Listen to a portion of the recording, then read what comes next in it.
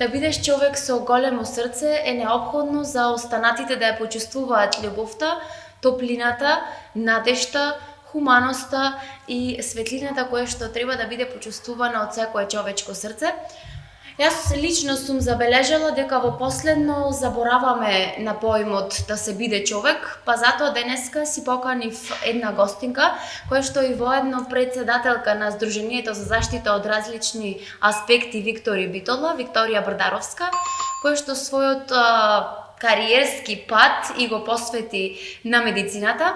Со Викторија денеска ќе зборуваме на една малку деликатна тема.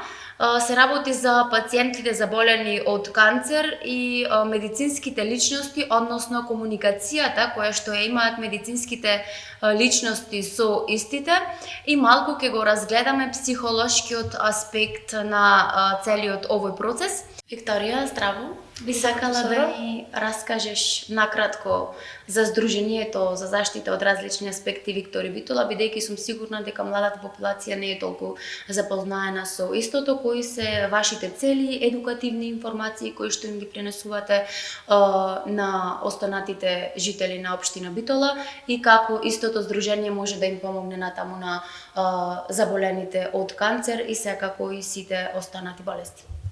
Најпрво сакам да ти се заблагодарам за твојата покана што денес сум тука, да кажам нешто повеќе во склоп на оваа тема.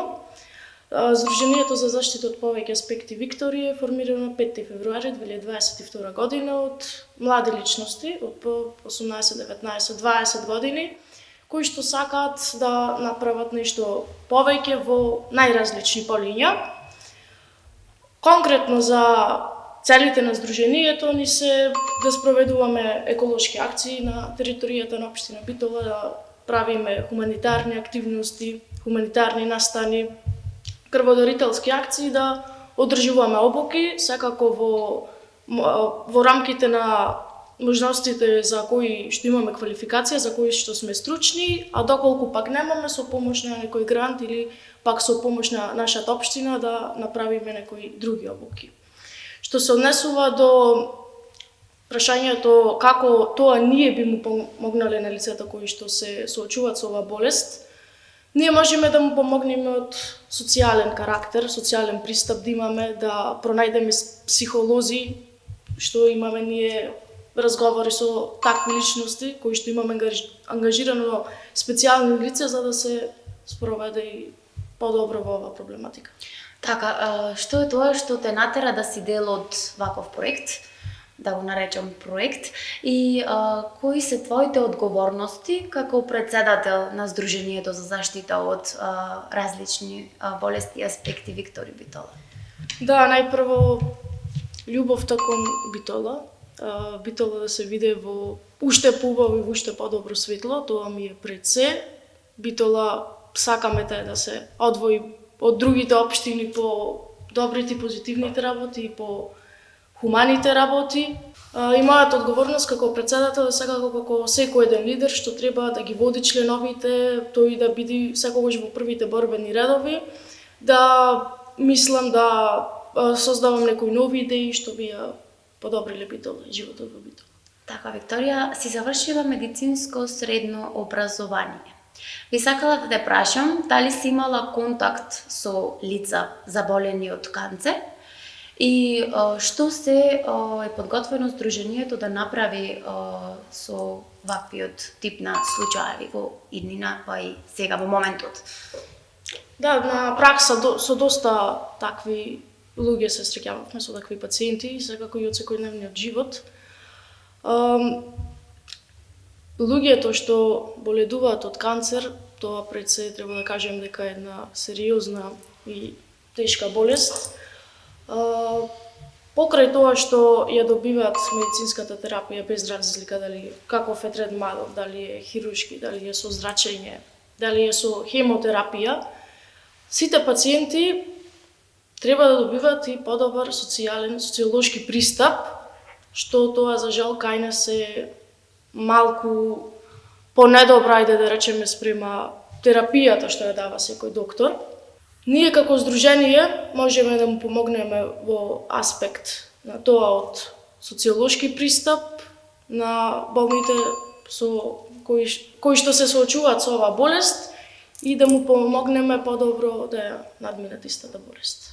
Така, според комуникацијата и суптилноста на оваа тема, заради емоционалната и психолошката состојба на ваквиот тип пациенти заболени од канцер, би сакала според тебе да ни кажеш како во моментот медицинските лица комуницираат, односно се однесуваат со ваквиот тип на пациенти.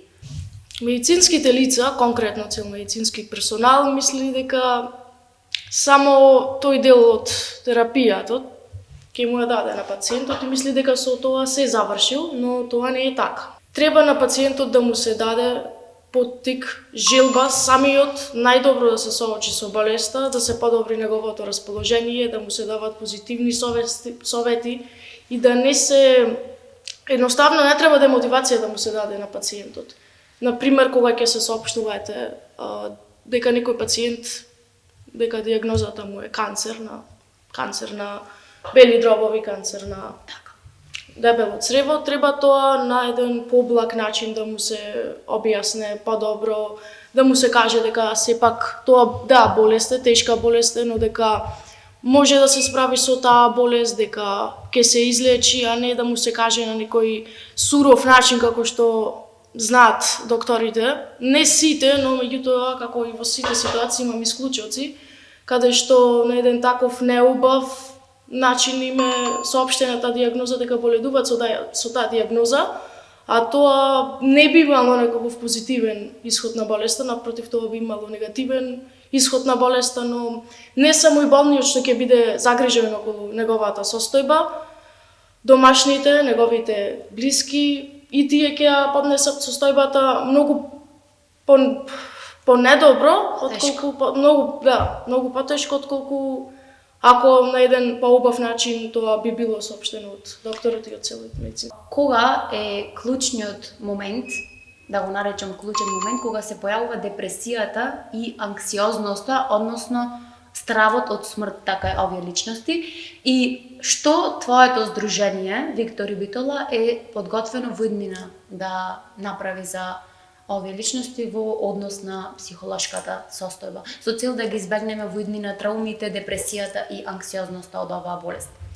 Уште од самиот почеток на болеста, односно кога ќе му биде веќе соопштено на пациентот, тој има така депресија, има недобро расположение и обично, како што сите знаеме сега во денешно време, одма се отвора интернетот, се отвора Google и се истражува. Се истражува, да, како поминале, ајде на некој начин, тие пациенти кои што го имале тој тип на рак. И обично негативни се искуствата, негативни коментари има и тоа му дава дополнително на пациентот да ја поднесе болест, односно одма ќе мисли, јас не можам ова да го издржам, ова е тешка болест, дополнително влијае, како што реков, начинот на кој што му е соопштена. Што би сакала да се промени во Битола, односно во нашиот град, кога е во прашање медицината и на што во иднина да се посвети поголемо внимание за да го намалиме ваквото незадоволство? Во однос на ова прашање треба да се обрнат два аспекти. Едниот е тоа дека што во нашата болница, клиничка болница Битола, иако е клиничка, имаме голем недостаток на апаратури за изведување на одредени интервенции, па дури во последно време, како што гледаме по телевизија и по медиумите, дури имаме и на лекарства. Пред се треба да имаме доволна апаратура, да се купат тие работи, треба да се вложува повеќе во здравството, отколку што се вложувало порано и сега. Треба многу повеќе да се вложува во тој дел, значи без разлика, не само што се однесува до онколошкото одделение, на сите одделенија треба да се нови машини, да се носат апаратури, лекови, буквално се што е потребно за медицински третман. И другиот аспект е тоа што имаме дефицит едноставно од медицински персонал, имаме дефицит и од медицински сестри, медицински браќа и од доктори специјалисти. Тоа за жал е така, бидејќи докторите кај нас се многу слабо платени во однос на другите земји. Обично тие, кога ќе го завршат факултетот сега, дали ќе го завршат тука кај нас факултетот или пак во некоја друга држава, обично тие што го завршиле во друга држава 90-95% остануваат таму да бидат доктори и не се враќаат повторно кај нас. Мислам дека државата општо треба пред се еден акцент да биде тоа повисоки плати во здравствениот сектор и поголемо внимание на медицинскиот персонал. Какви се твоите планови за воиднина?